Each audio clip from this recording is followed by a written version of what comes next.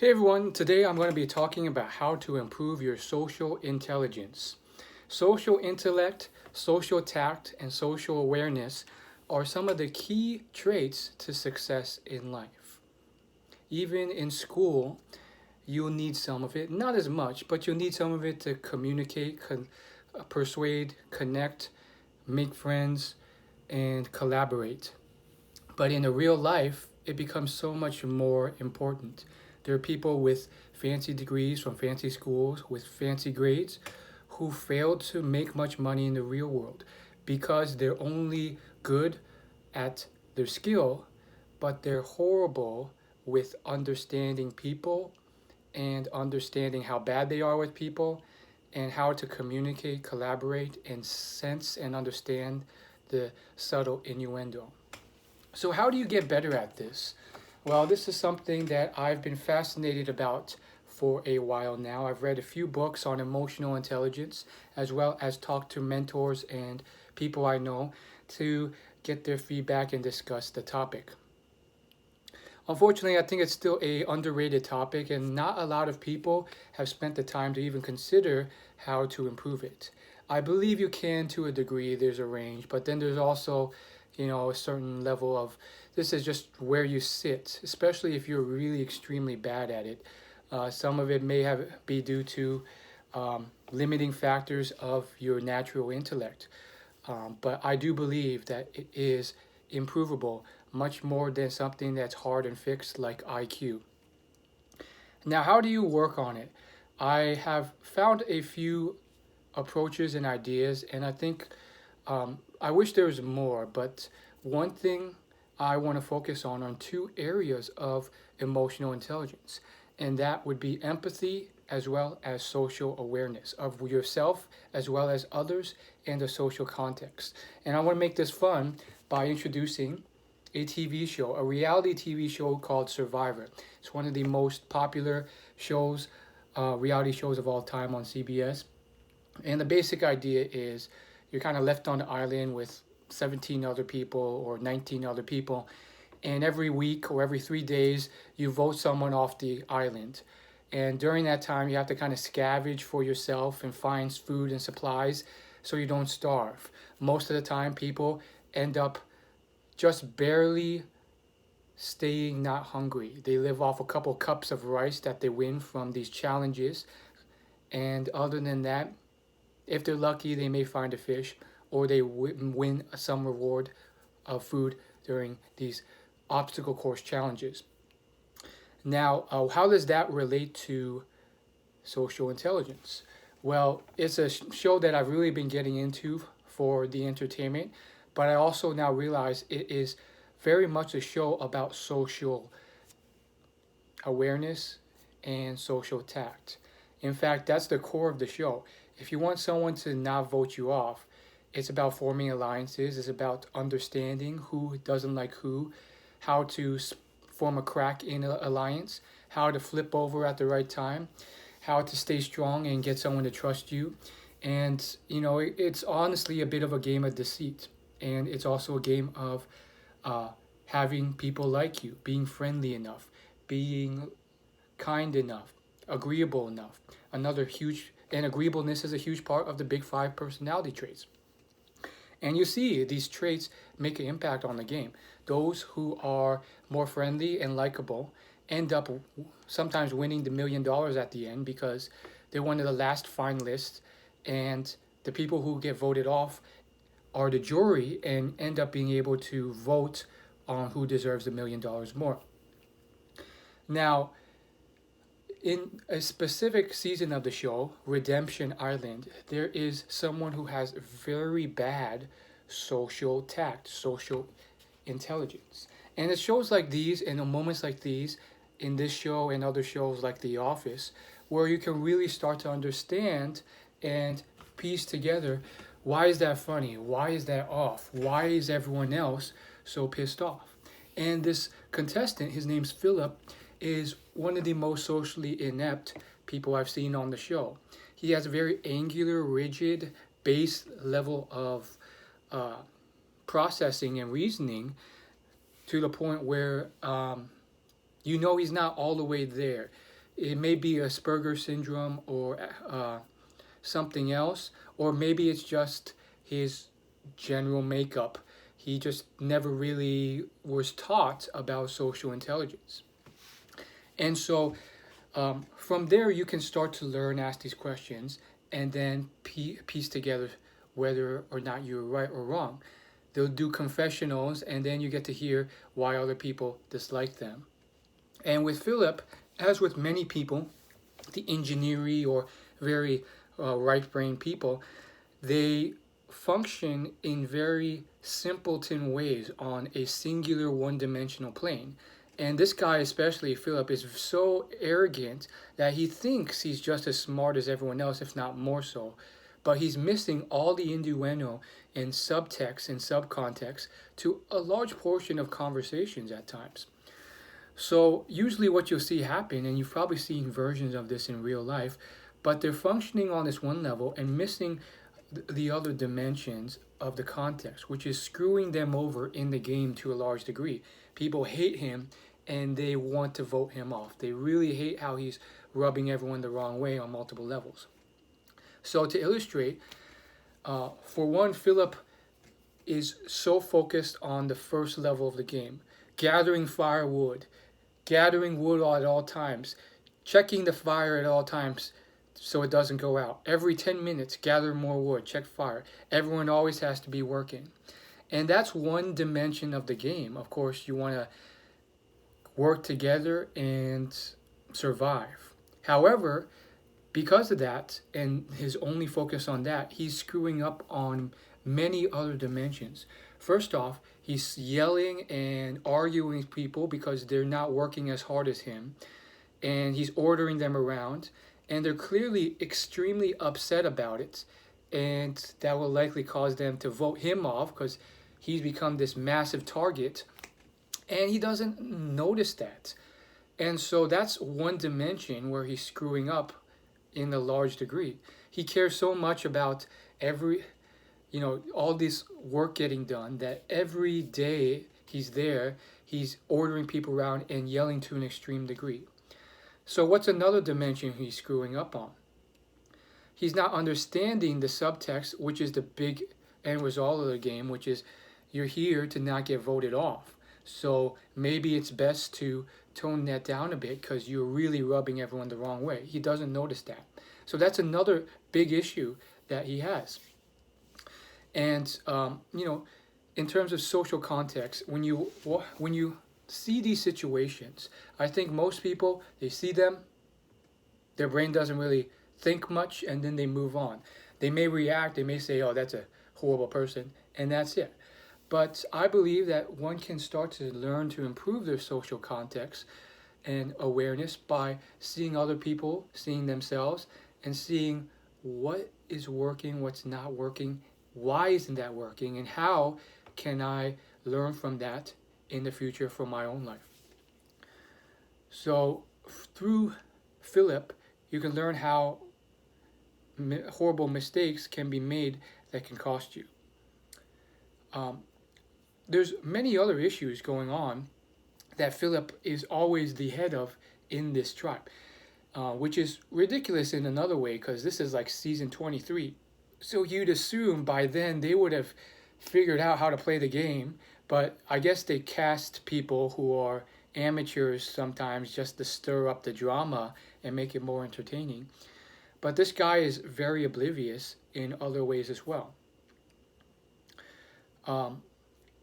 Right off the gate in the first episode, you can tell he's off, but some people immediately jump to align with him. And they make the mistake, despite not noticing how crazy he gets, to still align with this guy. And of course, he turns out to be a loose cannon, and he flips on them. Apparently, at the last second, he decides that they were plotting against the majority, even though he was too. And he switched and outed them all right before the vote. So you could clearly tell he was very unstable, a loose cannon. And yet this other woman, who's much more normal, still chooses to ally with him. sometimes out of desperation, but at that point you just know this guy is just completely off his rocker. Like you don't know what he's gonna do, and he still continues. So that's another thing, being able to understand and assess who people are, how they think, what they could potentially do or not do, and ask yourself, is that really someone who's mentally healthy enough and stable enough to really ally with in terms of a team? And as you can see, that's another lesson. Even someone with average or decent, normal social intellect can make mistakes on that aspect. Um, Another thing that Philip did in the show is he always tries to uh, think of things in a very angular, and by angular I mean simple, straightforward way. So one of the first big fight scenes in that season, you see Philip arguing with two other ladies, and you could tell by the way he talks, he has this one very rigid mental model that's clearly causing a lot of dissension, disrespect, and feelings of being offended, and he's not noticing that at all. So it's a lesson in being aware enough to see how it's rubbing people the wrong way and to adjust, which he didn't recognize even after 15 minutes of arguing. Another thing was how he was using that mental model. Essentially, because he was supposedly this retired federal agent, he was talking to them in a very kind of demeaning, condescending, and interrogating way. And you could tell that this was his way of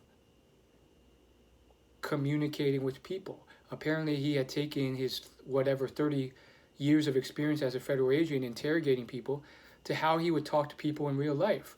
And it was a very, very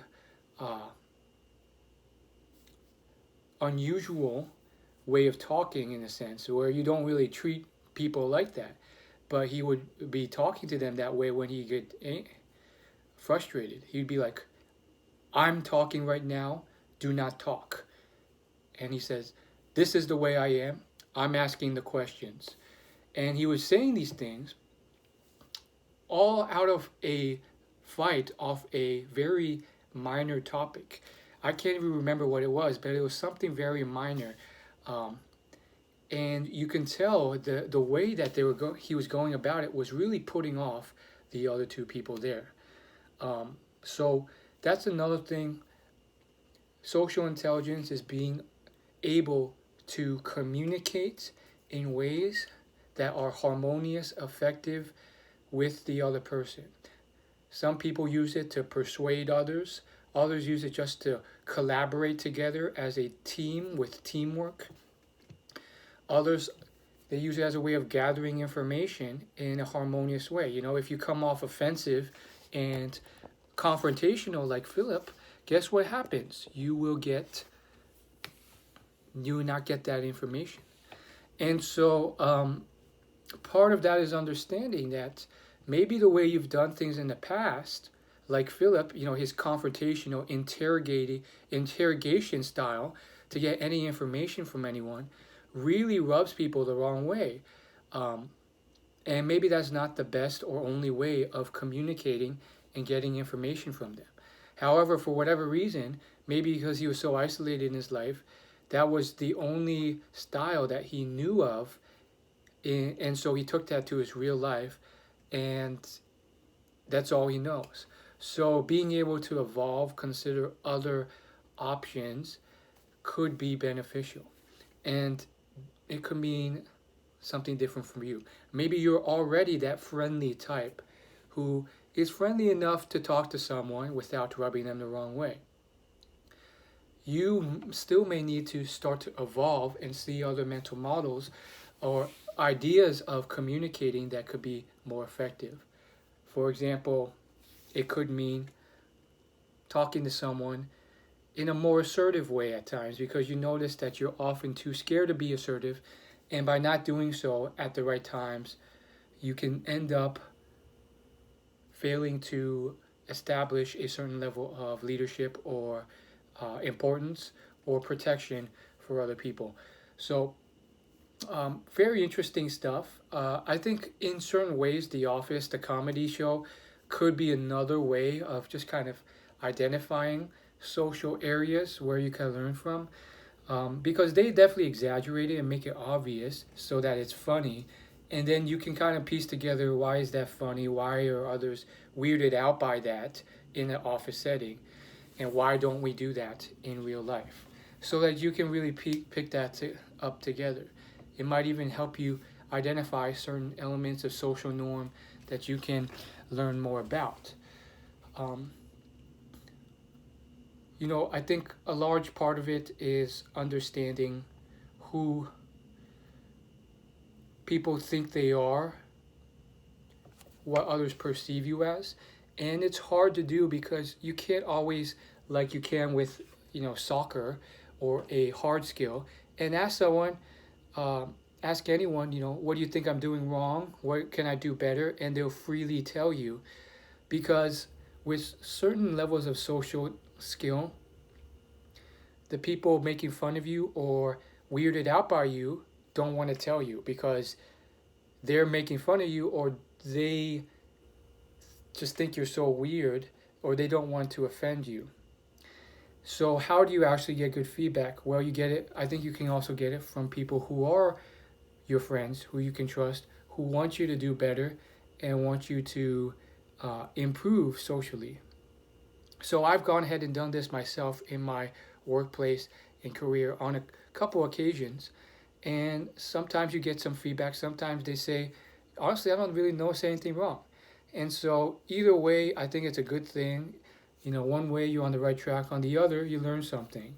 And sometimes part of that, and this is where people screw up because they're too arrogant to really accept that they're doing anything wrong, and therefore they never improve, which is to recognize something. Sometimes I hear something and I'm like, no way at all. That's not the case. I am not like that. Why is that even wrong? And I have to kind of take a step back and say, well, maybe I am wrong. That's where the blind areas of me are. I have to maybe consider that's actually how the world works.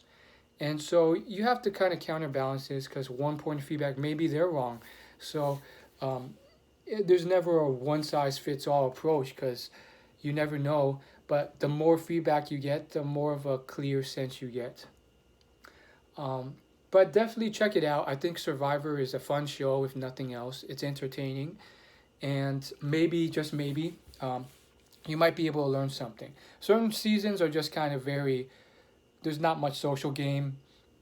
And it's just, challenges and who gets the obstacle race done first and finishes the puzzle. But other seasons, there's definitely a lot of social innuendo, people trying to bond with others when they're on the bottom of a group of people who are trying to vote them out. And you can see what works, what doesn't. You can tell that being defensive too much or scrambling too much can look weird. You can tell how small things can put a big target on you if it rubs people the wrong way. And you can even see with the example of Philip how, he can just really, really screw up without even understanding it. Another thing I noticed is childish behavior. Some people say being an adult is overrated, and in some ways I agree, but in other ways I don't. I definitely disagree, but in the ways I agree for sure, I totally believe that there's a huge difference between emotional and communication maturity and childishness, because childish behavior oftentimes doesn't work, rubs people the wrong way, and is just so immature and just really reveals your age. And I'm thinking of a scene with Philip where basically they have a limited amount of rice and he asks for a little bit of the crispy rice. And they tell him, sorry, dude, not all of us can get crispy rice, and that last bit of crispy rice is reserved for this other person. And he throws a fit over this small thing. He goes on saying that, everyone deserves some crispy rice, even though that girl said that not enough went around. So it was a very childish thing to do, like just suck it up. Don't It's just a little bit of crispy rice. And unfortunately, that just puts a bigger target on you for throwing such a tantrum about it. Plus, he was so self-righteous about it, even though not everyone in the tribe got it either. It was just a couple of people, and there was none left, so they couldn't even split it up either way. On top of that, after just a few seconds of being worked out, eventually they relented, and one of them just said, here you go, bro. Here's my crispy rice. And at that point, he had already let his emotions, his anger, fuel up so much that he was like, screw it, forget it. I don't want that. And he stormed off, and he was super angry. He held a grudge against all of them. And it was just another childish move, because this guy was now giving you what you wanted a few seconds ago, but now you won't even take it anymore because you're so much in an anger tantrum that you just want to hold that grudge. So another huge part of emotional intelligence is being able to control your emotions properly when the time calls for the best situation. And sometimes the best socially skilled situation isn't always the one that's most harmonious. It's the one that sometimes gets you the farthest. And in the game of Survivor, that means, maybe it means rubbing some people the wrong way because you don't need them. But it may mean rubbing some people the right way so that they stay your allies through the game. And unfortunately, this guy was focused on such a lower plane of the game, the basic fundamentals of just, hey, I want rice, I want more crispy rice, and it sucks that I can't have it, so I'm going to throw a tantrum, rather than the higher planes of, this is going to ruin your game. Everyone's going to hate you, going to vote you off. So it's a simple model, but of course all these play into real life in more nuanced ways as well. It might not be survival and rice and stuff like that, but it may mean something like you're in a business meeting and this person is just flamboyantly offensive to you and others without realizing it because he has lower social intelligence. Now you can throw a tantrum because he offended you and then get you also into this huge situation where you and him are looked at very unprofessional and immature, or you can let it slide, maybe talk to the right people off to the side about it, and then leave him as a target for him to be fired or taken away. That's just a random idea I threw up in my head. It doesn't have to be malicious or anything. I'm sure there's a better, more classy example, but I think you get the point. So hopefully it helps. I think beyond this video, you do the work. Read some books by Dan Goleman on emotional intelligence, and do these exercises.